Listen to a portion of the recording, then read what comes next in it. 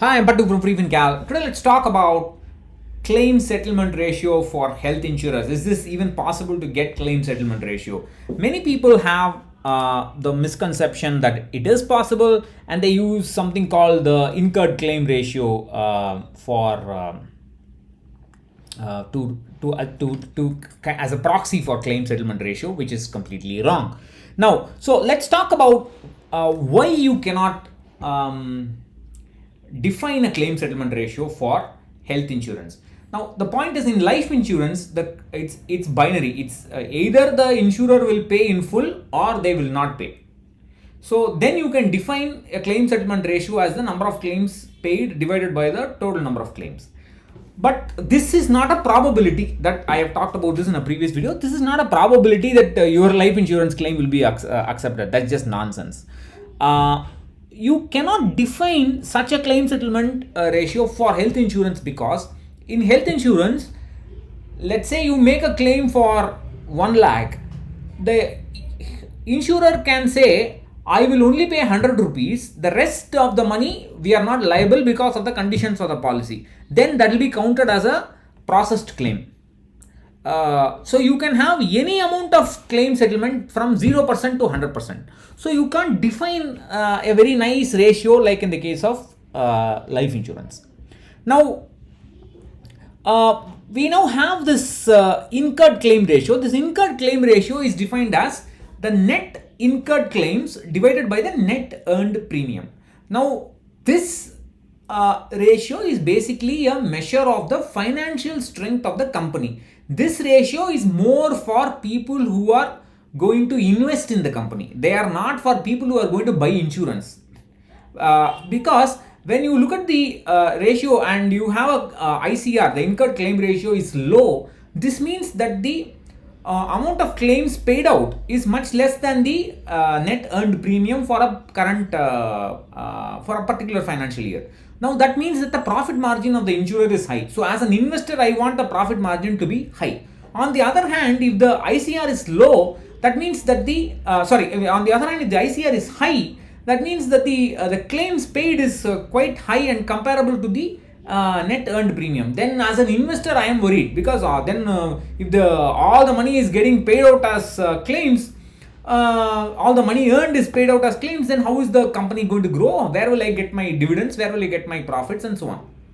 So the ICR is basically a measure of the financial strength of the company. It has got nothing to do with how probable it is for your claims to get paid out, or something like that. Now, there are many people who say the net incurred claim ratio should neither be too low or too high, because if it's too high, that means they're bleeding money. Now, if you take the case of PSUs, of course, because of the government stake, year on year, their incurred claim ratio is close to 100%. That is because they pay out a lot of claims, and compared to privates. By what extent, we will talk about that in a few moments. So it's a crude measure of the financial strength. Please don't get confused about a probability of claim payout and so on. It's got nothing to do with that. If you take, and unlike the claim settlement ratio, the ICR can fluctuate quite a bit. Star Health is the first standalone health insurer since 2006. They have been around. In 2019-20, in that financial year, the ICR for them was 65, almost 66%. In the next financial year, 2020-21, it increased to 95% almost. That means 95% of all the premiums they earned that year, they paid out as claims. Now, if I were as an investor, I will be really worried. I mean, then the profit margin has completely reduced for Star Health in the last financial year. But as a insurance buyer, what does it mean to me? It means nothing. Should I be happy that they have paid out a lot of claims? Well, let's see. Let's talk about that again. Come back to that again. But the point is, the ICR can fluctuate extremely wildly. And also, if it happens that much for an established player, that is from 66% to 95%, for a new insurer, it will fluctuate even more, because the number of claims and therefore the claim payout will also change, because as they are growing, it will change as their market stake is low. So you can't really, it's not a reliable ratio, even if you, even if one were supposed to take it seriously, and you should not.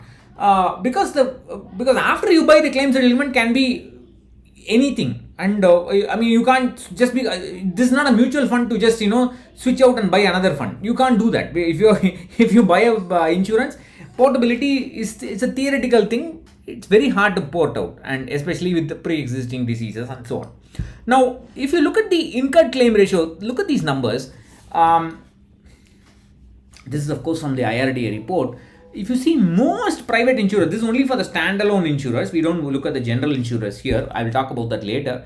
None of them have got, I mean, they've got, except for HDFC Ergo, which is about 73%, and then it merged with the general insurance company, so it's no longer a standalone insurer.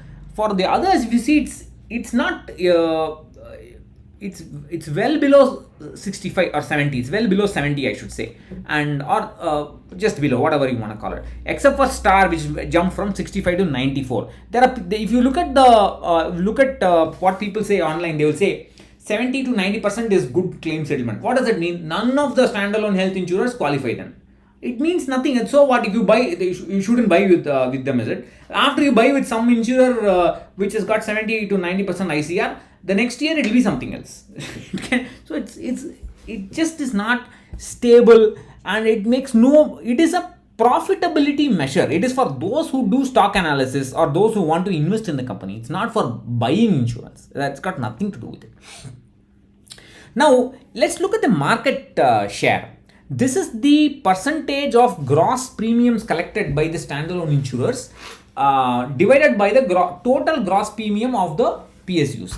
And if you look at this, the market share of most of these standalone guys are very, very small. Star Health, because of aggressive selling, they've got about 26% in the, and then it in 1920, and then it's moved to 32%. But because of that, they had to pay a price also. Because it has moved up so much, they had a lot of claims, and that again resulted in too much of claims being paid out. So this is going to, I mean, this is unsustainable thing for a private insurer, in my opinion. The privates have got very little market share, even Star for that matter, and their claims experience is quite low. They don't have the kind of government backing like a PSU, where year on year almost all the money is given out as premiums. That a corporate company cannot have such a low profit margin. For example, 95% of the premiums collected is gone for Star Health in the last financial year. They can't keep that up. They have to reduce it. They have to deny claims. They have to make sure they sell better. Otherwise, they can't sustain. So it's a that is the reason why I keep saying I'm not comfortable with private insurers at all. Now, if you look at the number of claims they reject, this data is available, but for general insurers, it's available only in general, in the sense that total number of claims only rejected only is available. That includes accident insurance, house insurance, whatever, in travel insurance. That doesn't just specify for health. So we can only look at this data for standalone guys. If you do that, and before we do that, I want to make this distinction. Claim repudiation means they say the insurer is not liable to pay, and the claim is basically denied. The payout is denied. Claim rejection means technically it means that there's something wrong in the paperwork, go back and reapply. But repudiation means that's it. You have to go to the ombudsman, or you go to the grievance cell and so on. But colloquially, when we say claim rejection, we always refer to repudiation only. That's important because the IRDA report distinguishes these two. So now let's look at the claims repudiated divided by the total claims for the standalone guys. Now it's 10% for Birla, Aditya Birla. Care Health is 7%. Manipal Cigna is almost 9%, 9.6. Max Bupa is now it's Max Niva, I think, right? Whatever. Niva Bupa, whatever. I forget. Niva Bupa, I think. I don't know what that one is. 9%. Reliance is 41. Don't forget that. Forget about that. I think that's just on its way out. Star Health is 15%. So you can see that's the highest. Because it has got the highest market share, they have to pay out a lot of claims. They have also had to deny a lot of claims. That's the highest, and 15% claim repudiated is the highest. So this is the problem. I mean, you can't say it's a catch-22 kind of situation. What if you go forward, it's a problem. Going backward is a problem. So you're stuck, and that doesn't mean. I mean, I've personally, I've never been found anything fanciful about Star Health, but they've aggressively sold policies, and the result of aggressively selling policies is more claims. Then you have to pay out, and if you pay out, your profit margin has gone down, and if your profit margin goes down, then your sustainability as a company also becomes in question, and that's going to happen also to other companies. This is why private insurers, as told to me by a reputed intermediary, private players are very conscious about building a healthy insurance pool. They don't want people with pre-existing diseases at all. But the problem is the sales guys, the so-called intermediaries and so-called advisors, many of them are greedy, and they will tell you to hush it up while applying. Please don't do that. That's asking for trouble. But that's why they don't want anybody with pre-existing disease at all. Many people, they just don't want it, and they offer benefits for staying healthy, staying fit, and so on. That is because they want to reduce as much as possible claims, and because in life insurance there's only one claim. In health insurance you can make multiple claims, and that's a big problem. So that's why they're very careful, and they want to even if you go with a pre-existing policy and they accept, they will say, I will completely exclude that policy and give you. I mean, which kind of beats a good amount of the purpose. So finally, if you look at the total claims made, you can see that Star Health, you can see the reason why Star Health has had trouble, because they've lost the profit margin and they had to reject 15% of the claims. You can see the big difference. What is that? 11 lakhs something, and this is 4,39,000, and so it's a huge difference. It's more than twice of the next highest guy. So it's that's the problem in the private space.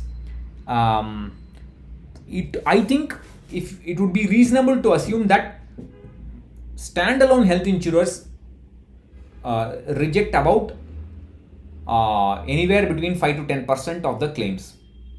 If you look at the PSUs, and if you assume that the amount of money paid towards health premium is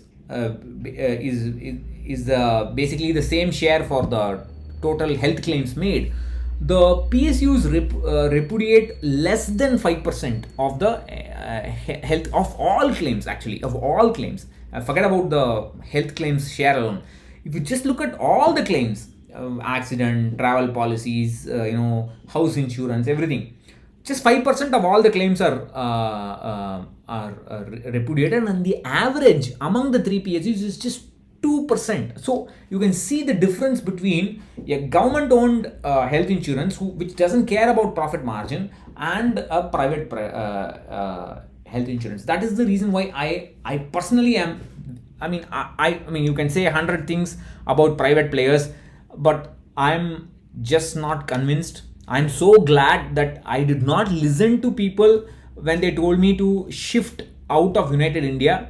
I made a video earlier that United India has some good features, the family Medicare. But this is a problem. So if you have a private health insurance policy, please recognize that they don't have enough market share. They will roll the red carpet out and welcome you at the time of buying, but at the time of claims, they may not provide you that much support. They may not, and even if they want to, they cannot afford to, because it's a vicious cycle. So that's all I have to say. Bye bye.